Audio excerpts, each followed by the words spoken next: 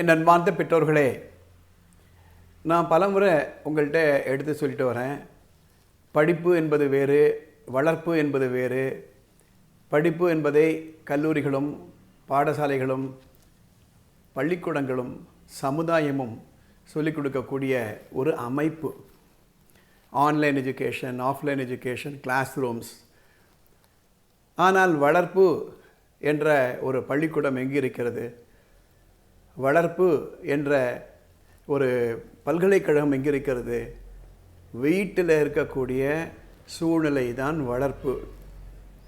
அந்த வளர்ப்பில் என்ன சொல்லிக் கொடுக்குறாங்க? பண்புகளை சொல்லிக் கொடுக்குறார்களா என்பது மிக மிக முக்கியம். பண்பு என்பது என்ன? நேரத்தோடு எல்லா வேலையும் செய்யணும், பெரியவங்களை நம்ம மரியாதை கொடுக்கணும், நல்லபடி நடந்துக்கிடணும், பொய் சொல்லக்கூடாது, கடுமையாக உழைக்கணும், பொறுமையாக இருக்கணும். இதெல்லாம் தான் இந்த வளர்ப்பில் வருது. வெறும் படிப்பு மாத்திரம் இருந்துச்சா போருமா? ஒரு பெரிய பிஹெச்டியே படிக்கிறாரு, இல்லை ஐஐடி படிக்கிறாரு, இல்லை ஐஏஎஸில் படிக்கிறாரு, இல்லை உலகத்தில் இருக்கக்கூடிய பெரிய பெரிய டிகிரிலாம் வாங்கிடுறாரு. ஆனால் அவங்களாம் கண்டிப்பாக வாழ்க்கையில் வென்றுவிட முடியுமா? பல இடங்களில் நம்ம பார்க்கிறோம், படிக்காத மேதைகள் தான் மிக அதிகமான பொறுப்புகளை ஏற்கிறார்கள். நம்ம தமிழ்நாட்டை பொறுத்தவரையில் கர்ம வீரர் காமராஜரை பற்றி சொல்லுவாங்க. படிக்காத அவர் பெரிய மேதாவி, எவ்வளவு பெரிய அரசியல்வாதியாக இருந்து தமிழ்நாட்டை நடத்தி சென்றார். இப்போ இந்த வளர்ப்பு என்ற இடத்துல தான் முக்கியமான பண்புகளை சொல்லிக் கொடுக்கணும். நல்ல பழக்க வழக்கங்கள், அதில் பொறுமை, பேஷன்ஸ்ன்னு சொல்லுவார்கள், அதை நம்ம சொல்லிக் கொடுக்கணும். பலவிதமான பழக்க வழக்கங்கள், பலவிதமான பண்புகள், அதில் பொறுமை என்ற ஒரு முக்கியமான கருத்தை நம்ம சொல்லிக் கொடுக்கணும். பேஷன்ஸ்.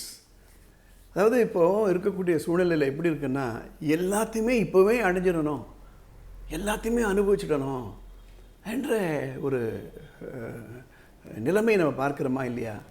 கோபம் வந்தால் என்ன வேணால் செஞ்சிடலாம், ரைட்? சிறு குழந்தைகள் பருவத்திலிருந்தே இந்த பொறுமையை நம்ம சொல்லிக் கொடுக்கணும். ஆங்கிலத்தில் ஒரு பதம் உண்டு, டிலேய்டு கிராட்டிஃபிகேஷன் என்று. டிலேய்டு கிராட்டிஃபிகேஷன், அதாவது ஒன்றை செய்யணும், இல்லை ஒன்று பேசணும், ஆனால் அதை வேண்டுமென்றே தள்ளி போடுவது. இது சொல்லும்போது சோம்பலுக்காக நான் சொல்லலை. ப்ரொக்ராஸ்டினேஷன் என்ற ஒரு வார்த்தை உண்டு. எப்போ எதையுமே செய்யாமல் தள்ளி போடுறதை பற்றி சொல்லலை. இப்போது ஃபார் எக்ஸாம்பிள், யாகாவராயணம் நாகாக்க காவாக்கால் சோகாப்பர் சொல்லிழுக்கப்பட்டு. ஒருத்தர் நம்மளை சீன்றாரு, ஒருத்தர் நம்மளை எரிச்சல் மூட்டுறாரு. அப்போ நம்ம கோபம் வருது. அப்போ நம்ம யோசனை பண்ணணும், என்ன செய்யலாம்? அப்போது எமோஷ்னலாக சார்ஜ் ஆகி வார்த்தைகளை கொட்டி இல்லை அடிதடியில் போய் இறங்கிடக்கூடாது இல்லையா? இதுதான் நான் சொல்கிறேன். இப்போ என்னால் முடியும், ஆனால் நான் தள்ளி போடுறேன். ஒரு உதாரணத்திற்கு, இப்போ என்னால் பேச முடியும், ஆனால் அடுத்த 1 மணி நேரம் பேச மாட்டேன். இப்போது ஒரு ஃபோன் கால் நான் பண்ணணும், ஆனால் அடுத்த அரை மணி நேரம் நான் ஃபோனை எடுக்க மாட்டேன்னு உறுதியாக இருக்கிறேன். ஆனால் அந்த அரை மணி நேரம் கழித்து தான் நான் ஃபோன் செய்வேன். நான் சொல்கிறது புரியுதுங்களா? ரைட். இப்போ நான் படித்து கொண்டிருக்கிறேன், வெளியில் ஃப்ரெண்ட்ஸ் எல்லாம் விளையாட கூப்பிட்ருக்காங்க, ஆனால் 8 மணி வரையில் நான் படிப்பதற்காக ஒதுக்கிய நேரத்தில் நான் விளையாட போக மாட்டேன். இப்போது டெலிவிஷன் இருக்குது, ஒரு இன்ட்ரெஸ்டிங் மேட்ச் நடந்துகிட்ருக்கு. அந்த இன்ட்ரெஸ்டிங் மேட்ச்சை நான் உடனே பார்க்கணுன்னு ஆசையாக இருக்குது, ஆனால் நாளைக்கு எக்ஸாம் இருக்குது, முக்கியமான ஒரு தேர்வு, அதுக்காக படித்து கொண்டிருக்கிறேன். அதனால் இப்போ நான் டெலிவிஷன் ஆன் பண்ண மாட்டேன். இல்லை, டெலிவிஷன் பார்த்துக்கிட்டு இருக்கேன், கடந்த 40 நிமிஷமாக பார்த்துட்டேன், அம்மா எனக்கு கொடுத்துருக்க நேரம் 45 நிமிஷம், அடுத்த 5 நிமிஷத்தில் டக்குன்னு ஆஃப் பண்ணணும் இல்லையா? இது போன்ற ஒரு தன்மையை தான் நாம் என்ன சொல்கிறோம்? டிலேய்டு கிராட்டிஃபிகேஷன். இதுக்கு ஆப்போசிட்டு இன்ஸ்டன்ட் கிராட்டிஃபிகேஷன், உடனே செஞ்சிடணும் என்று. இதை நம்ம சின்ன வயசுலேருந்தே சொல்லிக் கொடுக்கணும். சொல்லிக் கொடுக்கலன்னா இயற்கை என்னென்னா, மனித இயல்பு என்னென்னா, அப்பொழுதே அடைந்து விட வேண்டும் என்று உந்துவது தான் இயற்கையாக நமக்கு கொடுக்கப்பட்ட தன்மை.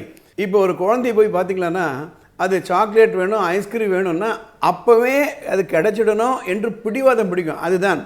ஆனால் வளர வளர பக்குவ மனப்பான்மை வளர்க்க வேண்டும்.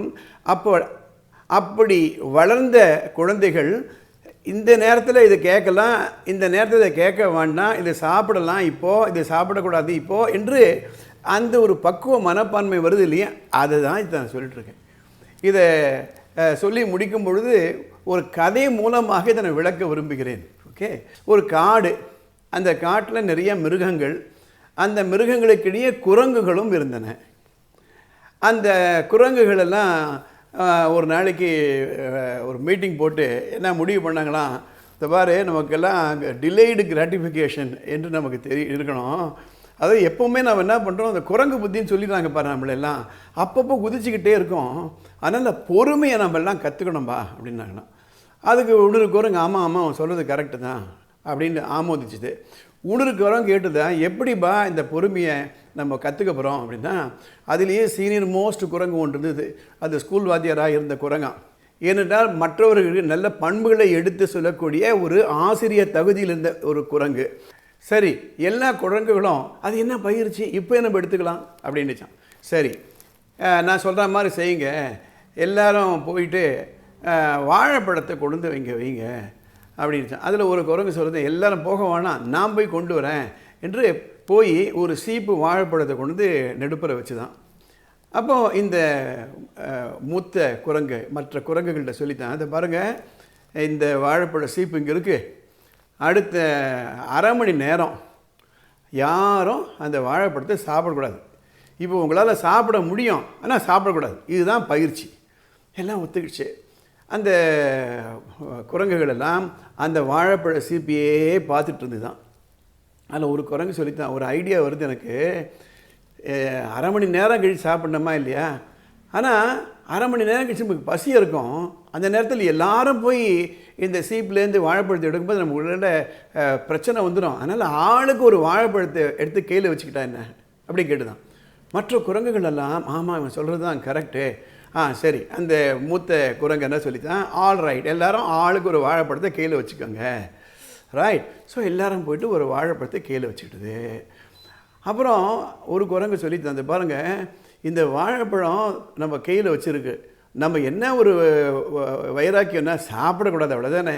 அப்போது அரை மணி நேரம் கழித்து பசியில் நாம் இந்த உரிக்கிறது கூட நமக்கு தெம்பு இல்லாமல் போயிடும் இல்லையா. அதனால் நம்ம ஏன் இந்த உரிச்சி கையில் வச்சுக்கூடாது, தோலையாக சாப்பிட போகிறோம், சாப்பிடக்கூடாது, ஏன்னா தோலை சாப்பிட போகிறது இல்லையா, அதை தூக்கி போட்டுருவோம். மற்ற குரங்குகளும் ஆமாம் இவர் சொல்கிறது தான் கரெக்டு, சரின்ட்டு இந்த மூத்த குரங்கு சொல்லித்தான் அப்படியே செய்தலாம். எல்லோரும் அந்த வாழைப்பழ தோலை அப்படி உரிச்சிட்டு வெறும் வாழைப்பழத்தை மாத்திரம் கையில் வச்சுட்டு இருந்துக்கலாம் எல்லோரும், ரைட். இன்னொரு 5 நிமிஷம் ஆச்சு.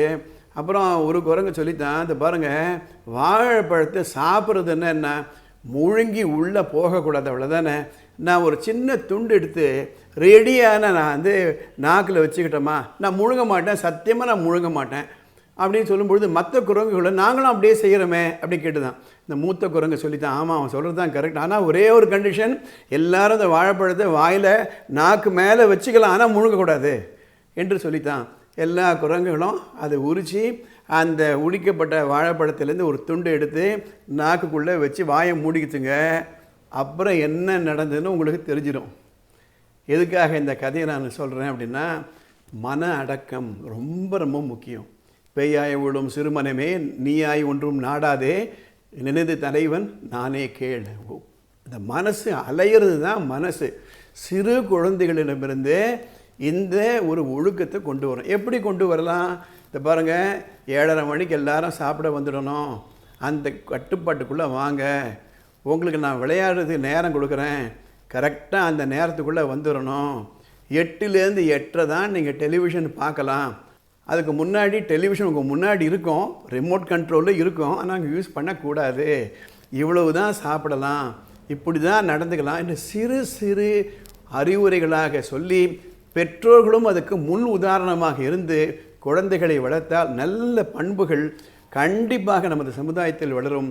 நல்ல பண்புகள் வளர்ந்த சமுதாயம் நல்ல சமுதாயம், நல்ல சமுதாயத்தை கொண்ட நாடு நல்ல நாடு. கொஞ்சம் யோசனை பண்ணி பாருங்கள். இந்த யூடியூப் சேனலுக்கு சப்ஸ்கிரைப் பண்ணுங்கள். இதுவரையில் நீங்கள் சப்ஸ்கிரைப் பண்ணலைன்னா சப்ஸ்கிரைப் பண்ணிட்டு ப்ரீவியஸ் எபிசோட்லாம் எடுத்து பாருங்கள். பெல் பட்டனை அமுக்குங்க. All the best.